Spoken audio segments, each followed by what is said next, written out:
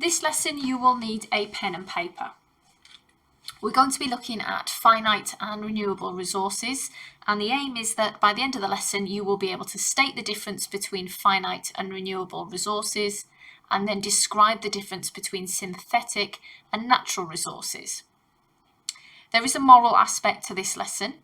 Is it right that we are using so many of the Earth's resources and not doing more to save them for future generations?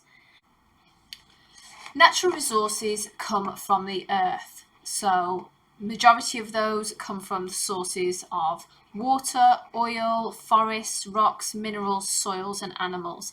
They are available to us without any intervention from humans. Humans use the Earth's natural resources for a number of purposes, including energy and fuels for warmth, building materials to provide shelter, food through farming, fuels for transport, and materials through clothing.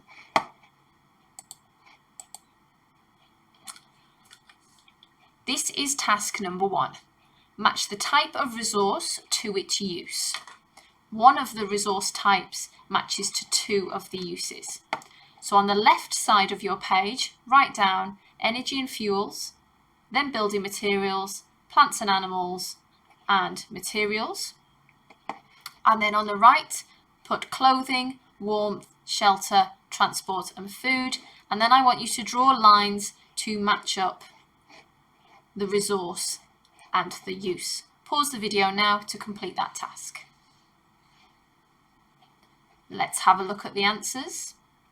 Energy and fuels are for warmth and for transport. Building materials are for shelter. Plants and animals are for food. And materials are for clothing. Mark that yourselves now and correct any that you got wrong.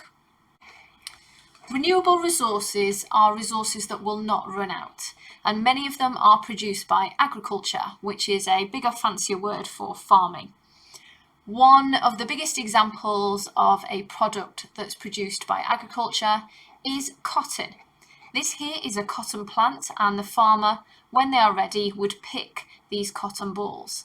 They then go to a manufacturing plant or a factory to be pulled into these threads, and then they can be used for clothing. Another example of a renewable resource is trees. So we can use the wood for timber, for building, or we can use it for fuel. This here is a pile of wood chips, and they are used in this power station as a source of renewable energy to provide power. Finite resources are the opposite. They are non-renewable, and one day they will run out. They aren't formed quickly enough to be considered replaceable. So certainly within our lifetime, we can't replace our supply. The biggest example are fossil fuels, coal, oil and gas. There are also nuclear fuels, uranium and plutonium, and metal ores. So once we have used all of the current source up, they can't be replaced, and we call that finite. Here is your second task. It is about the difference between finite resources and renewable resources. You need to write 2 sentences. Finite resources, and choose 2 of these boxes which finish the sentence to talk about finite resources. Then a sentence about renewable resources, so which 2 of these boxes are talking about renewable resources. Complete that now. The human population is growing really rapidly.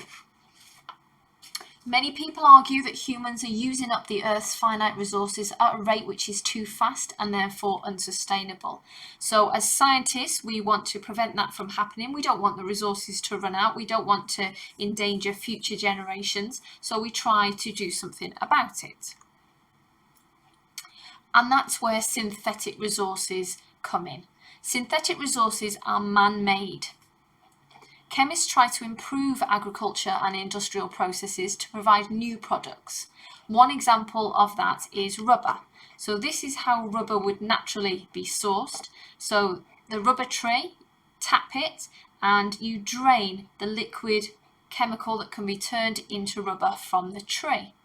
We don't want this to run out, so scientists have then made a synthetic alternative, and this is already in use. So 2/3 of the rubber now in the world for things like making tyres has been made from this synthetic alternative.